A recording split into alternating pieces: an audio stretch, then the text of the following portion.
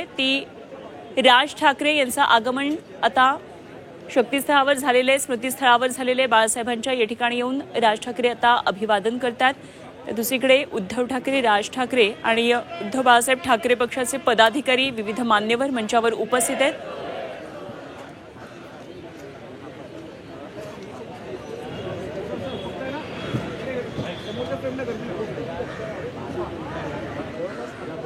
खासदार अनिल देसाई, राज ठाकरे यांच्या समवेत आपण पाहतोय।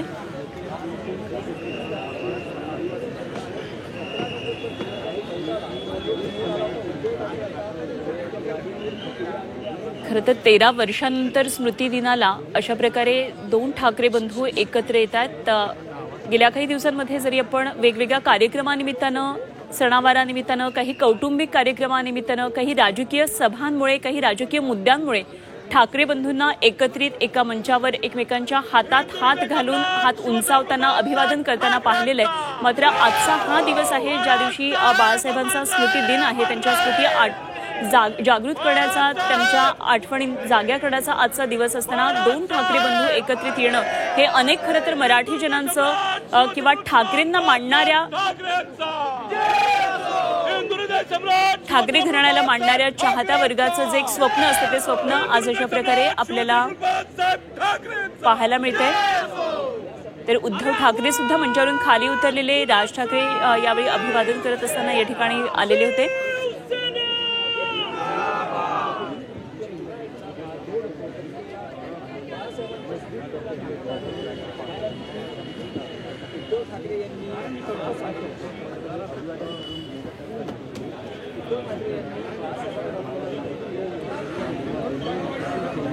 राज ठाकरे यांचं झालेलं आगमन आपण आता याची थेट दृश्य पाहतोय, अभिवादनही केलेलं आहे आणि ज्या ठिकाणी मंचाची व्यवस्था केलेली आहे, जिथे उद्धव ठाकरे आणि संपूर्ण उद्धव ठाकरे कुटुंबीय आणि काही महत्त्वाचे पदाधिकारी, नेते मंडळी या ठिकाणी बसलेत, त्या ठिकाणी आता राज ठाकरे सुद्धा पोहोचलेत। आपण जाऊया आमचे प्रतिनिधी कृष्णात पाटील यांच्याकडे।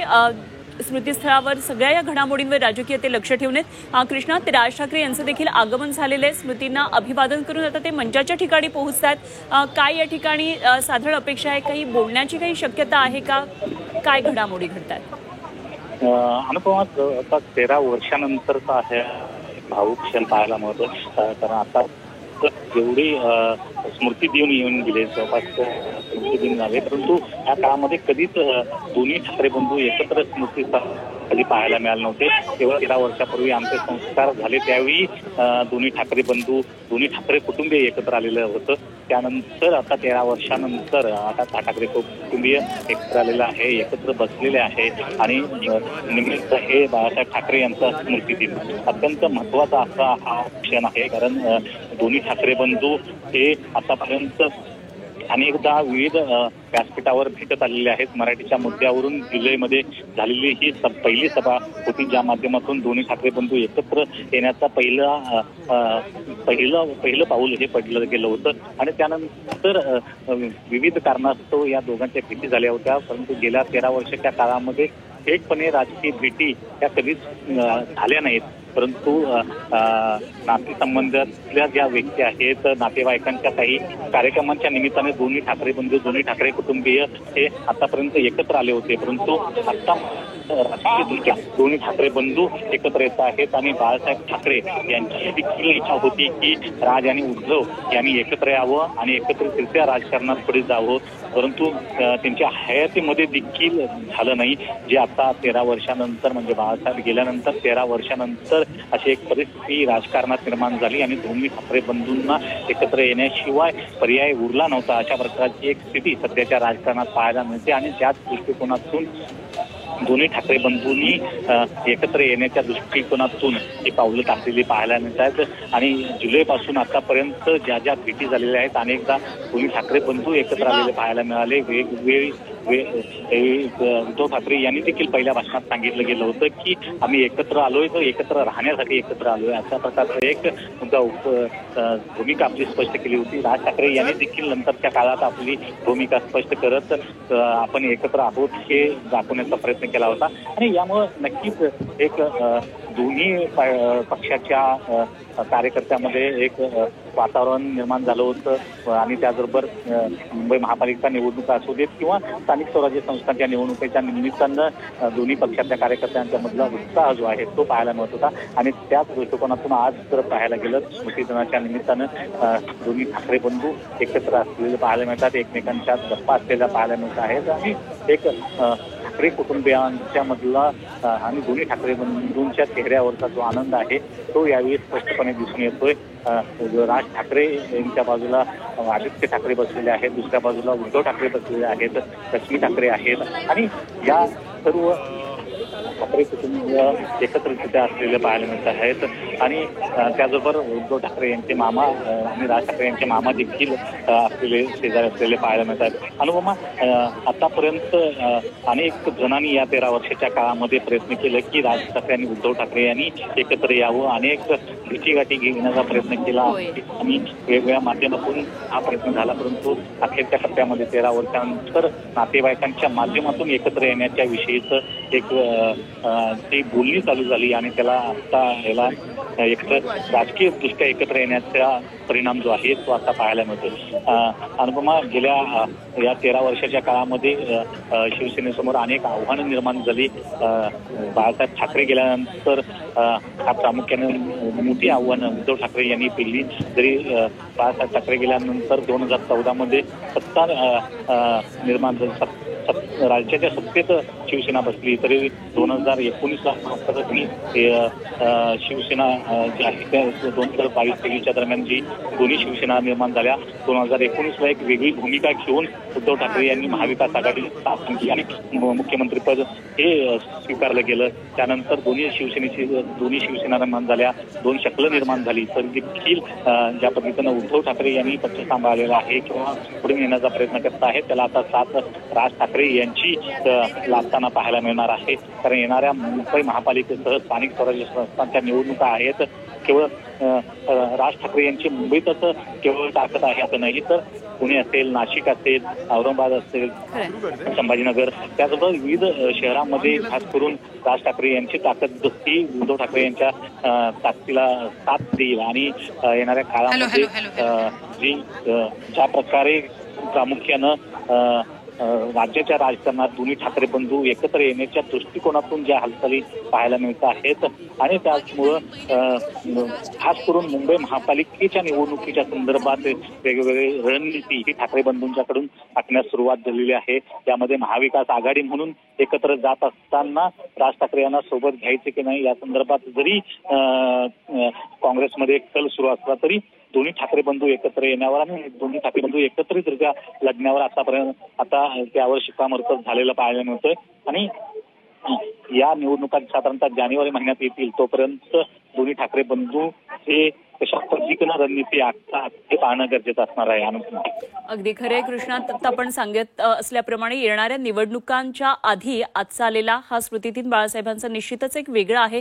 एकतर राज ठाकरे यांचं उद्धव ठाकरेंबरोबर हा मंच या ठिकाणी त्या मंचावर ते येणं, अर्थातच अशा प्रकारचे मंचावर त्या दोघांचं येणं गेल्या काही दिवसांमध्ये आपण सगळ्यांनीच अनेकदा पाहिलेलं आहे.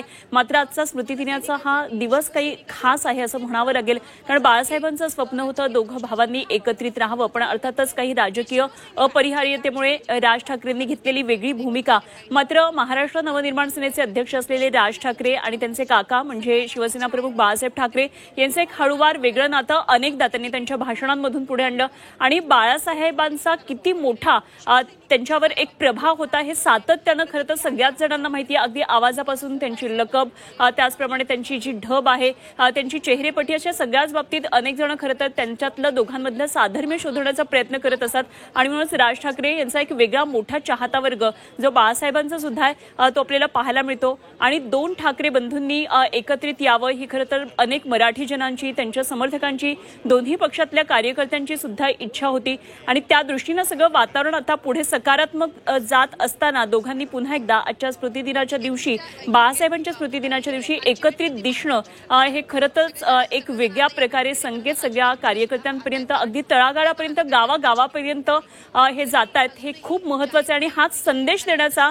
एक प्रकारे राजकीय डावही म्हणूया तो सुद्धा असण्याची शक्यता आहे. आणि अर्थातच राज ठाकरे यांनी आज स्मृतीस्थळावर येणं आणि बाळासाहेबांना अभिवादन करणं हे अगदी साहजिकच होतं. मात्र बरोबर उद्धव ठाकरे असताना त्यांचं तिथे येणं हे निश्चितच एक खूप चांगले संकेत त्यांच्या कार्यकर्त्यांच्या दृष्टीनं त्यांच्या समर्थकांच्या दृष्टीनं जात आहेत असंही म्हणावं लागेल. खरं तर शिवसेनेतून वेगळा होऊन स्वतंत्र पक्ष स्थापन केल्यानंतर सुद्धा राज ठाकरे यांनी बाळासाहेबांचा अनेकदा उल्लेख करताना माझा विठ्ठल असाच केलेला होता. अनेक कार्यक्रमांमध्ये आजही बाळासाहेबांच्या आठवणी अगदी मोठ्या आपुलकीनं राज ठाकरे सांगतात. त्यांच्या राजकीय भाषणांमध्ये प्रचाराच्या भाषणांमध्ये सुद्धा बाळासाहेबांचे जे किस्से असतात ते अगदी मोठ्या प्रखरतेनं ते मांडत असतात आणि मराठी माणसासाठी मराठी जनासाठी बाळासाहेबांचा काय नेमका विचार होता हे सातत्यानं अत्यंत प्रखरतेनं राज ठाकरे मांडत असताना आपल्याला अनेकदा पाहायला मिळते. त्यामुळे आता येणाऱ्या निवडणुकांच्या दृष्टीनं अशा प्रकारे अजूनही अघोषित असलेली ही युती आणि त्या संदर्भातले जात असलेले सगळे संकेत कसं नेमकं पुढे चित्र निर्माण करतात हे आपल्याला पाहावं लागणार आहे. अर्थातच आता हे समीकरण जुळणार आहे निश्चित आहे. आता आम्ही एकत्रित येण्यासाठी एकत्रित राहण्यासाठी एकत्रित आलेलो आहोत अशा प्रकारे उद्धव ठाकरे यांनी म्हटल्यानंतर गेल्या काही भेटींमध्ये काही कार्यक्रमांमध्ये राज ठाकरे यांनी सुद्धा म्हटलं आता हे होत राहणारच. इतकी सहजता त्यांनी त्यांच्या या वाक्यामध्ये होती की आता हे होत राहणार. त्यामुळे दोन ठाकरे बंधू आता एकत्र येणार हे अगदी काळ्या दगडावरची पांढरी रेष झालेली असली तरी देखील अजूनही औपचारिक घोषणा मात्र व्हायची आहे. आणि मला वाटतं की प्रत्येक जो राजकीय वर्तुळातला कार्यकर्ता आहे जो ठाकरेंना मानतो किंवा जो ठाकरे समर्थक आहे दोन्ही पक्षांमधले मग ते कार्यकर्ते असू देत खरं तर या औपचारिक घोषणेची आता वाट पाहत आहेत. कृष्णा, कशा पद्धतीनं ही औपचारिक घोषणा होऊ शकते? कारण प्रत्येक दिवस प्रत्येक कार्यक्रम किंवा मुद्दा ज्यावेळी हे दोघे एकत्रित असतात त्यावेळी आज ही घोषणा होईल अशा प्रकारे वाटत असतं मात्र घोषणा अजूनही झालेली नाहीये. तिच्या संदर्भातली घोषणा जी आहे ती केवळ औपचारिकताच राहिलेली आहे. कारण या संदर्भात आपण पाहायला गेलं तर महाविकास आघाडीमध्ये उद्धव ठाकरे आहेत आणि महाविकास आघाडीमध्ये राज ठाकरे यांना घ्यायचं की नाही या संदर्भात काँग्रेसची भूमिका ही अत्यंत महत्वाची आहे.